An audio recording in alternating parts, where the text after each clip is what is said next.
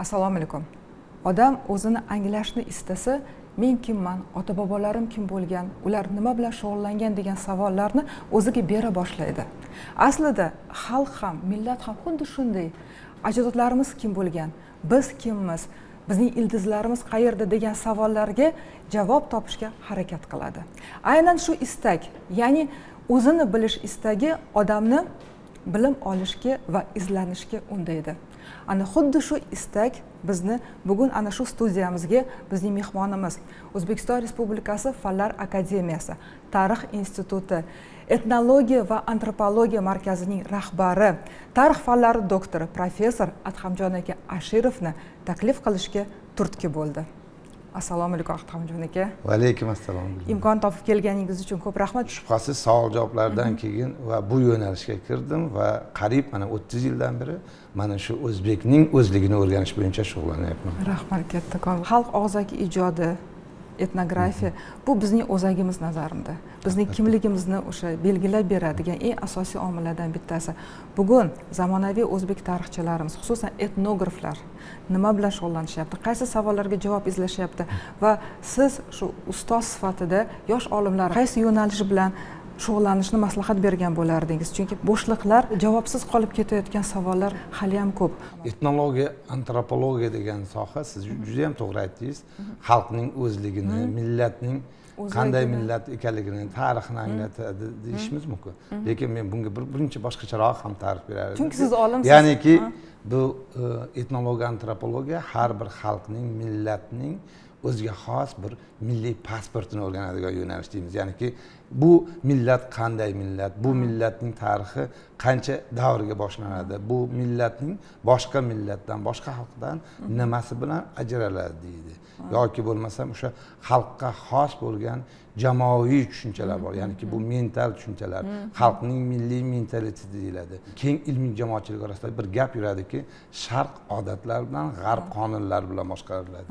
Nima uchun bizda odat degan institut hozirgi kungacha mustahkam turibdi? Bu nima bilan bog'liq? Misol uchun bizda dunyoda yo'q, misol uchun mahallachilik, jamoatchilik, qo'ni-qo'shnichilik an'analari bor. Shu jihatdan aytish kerakki, bu an'analarning saqlanishiga, bu an'analarning bugungi kungacha yetib kelayotganligi, hatto davlat miqyosida mahallaga katta e'tibor berayotganligining sababi nimada degan savollar tug'iladi. Shubhasiz biz aytdikki, etnologiya, antropologiya xalqning, millatning milliy pasporti deydigan bo'lsak, bizning yeyotgan yemakimiz, taomimizdan tortib kiyayotgan kiyimimizgacha, biz qurayotgan turar joylardan tortib biz qaysidir ma'noda ekayotgan ekinlarimiz, turmush tarzimiz, xo'jaligimizgacha bo'lgan jihatlar keskin farqlanadi. Misol uchun biz bir 20 yillar oldin o'zbek talabalari va yapon talabalari o'rtasida bir o'ziga xos sotsiologik tadqiqotni o'tkazgan edik. Ya'niki, xo'jalik hayoti bilan bog'liq talabalar qanchalik bilim tushunchalariga ega va bir xil savolni ikkita universitet, ya'niki O'zbekistondagi o'sha O'zbekiston Milliy universiteti, Yaponiyadagi o'sha Kyoto universiteti va boshqa universitet talabalariga berdik. Natija juda ham ajoyib bo'ldi. O'zbek talabalari ko'proq o'sha ekin-tikinchilik bilan bog'liq, chorva bilan bog'liq, misol uchun hayvonot olamining o'sha qo'y deymizmi, echki deymizmi, sigir deymizmi, necha yoshda, necha oyligida va qaysi yoshligida qanday nomlar bilan nomlanishigacha juda ham batafsil bilimlarga ega ekanligini ko'rdik. Yapon talabalarida esa bu birmuncha kam ekan. Lekin ularda baliqning 100 dan ortiq turlari, chunki u dengiz bilan bog'liq. Bu ham bevosita har bir narsa odam yashayotgan, xalq yashab turgan ma'lum bir ma'noda tabiiy geografik muhit bilan bog'liq ekanligini biz ko'rishimiz mumkin. Ko'p olimlarimiz, ustozlarimiz tadqiqot qilgan bo'lsalar-da, lekin oxirgi to'la-to'kis yakuniy nuqtada qo'yilmagan xalqimizning kelib chiqish tarixi, etnogenez, etnik tarixi bilan bog'liq savollardir. Chunki o'zbek degan xalq qachon paydo bo'lgan? O'zbek xalqining nomi nimani anglatadi? O'zbek degan nom qanday etnonim ekanligi yoki o'zbek xalqining boshqa xalqlardan etnik shakllanishda qanday o'ziga xos jihatlari bor degan savollarga to'g'ri qaysidir jihatdan olimlarning qarashlari, olimlarning fikrlari, olimlarning nazariy bilimlari berilgan va akademik fundamental teran tadqiqotlar yaratilgan. Xususan bizning ustozimiz Karimjon Niyozov o'sha butun umrlarni o'zbeklarning kelib chiqishlari qatori o'rgan. Ko'plab ishlar qilingan bo'lsa-da, lekin baribir ochiq, kemtik va ochilmagan nuqtalarimiz bor.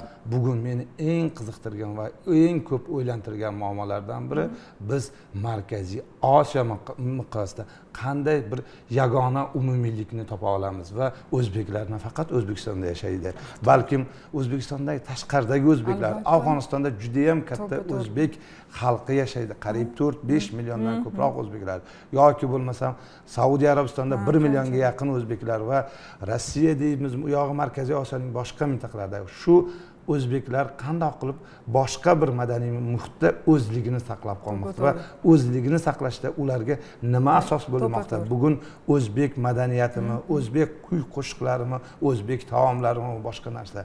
Xorijdagi olimlar bilan juda ham ko'p ishlaymiz va ular hayron qolishadi.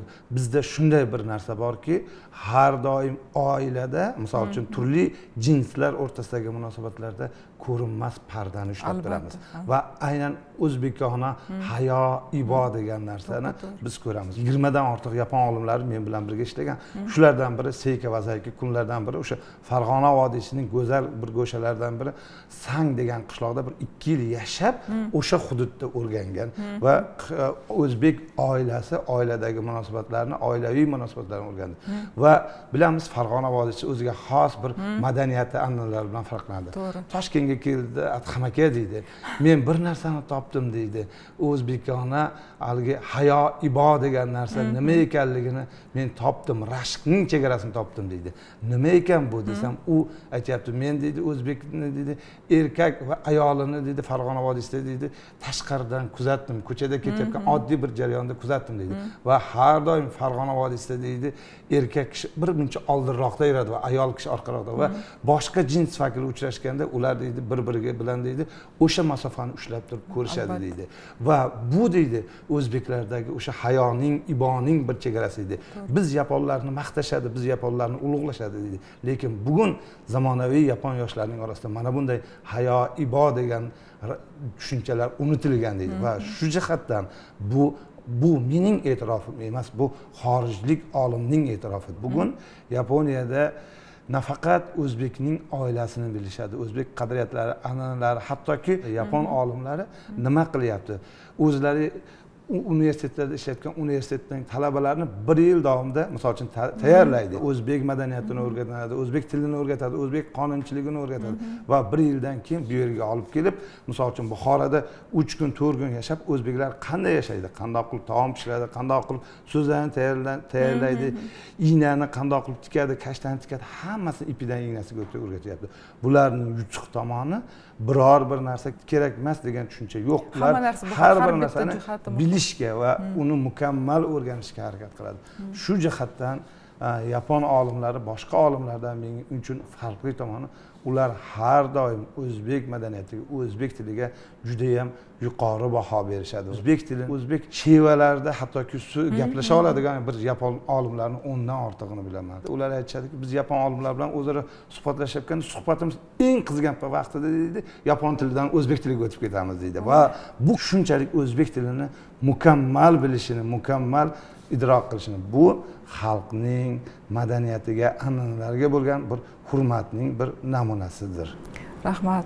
Kezi kelganda o'sha hurmatni o'zgadan ham o'rganish kerak ekan, chunki bugungi kunda ayrim yurtdoshlarimizni o'zimizning ona tilimizga, o'zbek tiliga bo'lgan bepisand munosabatini ko'rib, o'zga tilni o'zbek tilidan-da ustunroq qo'yishini ko'rib, sal xafa bo'lamiz albatta.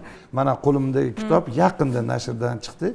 Yaponiyada mashhur bu kitob bo'ldi, ya'niki o'zbek so'zanalari, kashtalari bo'yicha. Bu so'zanalarning, kashtaning qanday tikilishi emas, aynan so'zana, kashta bilan bog'liq odamlarning madaniyati, odamlarning turmush tarzi, ayollarimizning hayot tarzini bu qizimiz Emmi Imaxori degan qizimiz yoritib berdi. Bu tadqiqot ham qariyb bir 10 yillar davomida Buxoroning o'ziga xos o'sha so'zanalarni o'rganish maqsadida qilindi.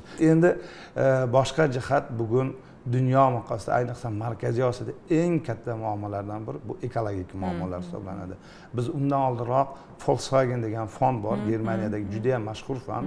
Shu fond bilan yevropalik olimlar bilan birgalashib Markaziy Osiyoda suv muammolariga bag'ishlab o'rgandik. Men endi bir etnolog, antropolog olim sifatida o'zbeklarning suv bilan bog'liq madaniyat, bizda suv bilan bog'liq qanday qadriyatlar bor dedigini bir necha yillar davomida o'rgandim va tadqiqotlarim natijasi o'laroq o'zbek madaniyatida suv degan yirik bir asarni nashr qildim va bu men bir istagim, niyatim borki, oddiy odamlar ham bu kitobni o'qib, bugun suv naqadar bugun bizga muhim ekanligini, uni tejamasak ertaga bizni juda ham katta falokatlar kutib turganini anglasa yaxshi bo'ladi degan fikrdaman. Bu kitobni qayerdan topsak bo'ladi? Kitobni biz ancha ko'p tirajda nashr qilganmiz va kim agar istagini bilsa, o'qishni istaydigan bo'lsa 2020-yil nashr qilindi. Endi kitob do'konlaridan yoki bo'lmasam kutubxonalarda hamma joyda biz imkoniyat darajasida buni tekinga yoki bo'lmasam odamlar uchun foydali bo'lsin deb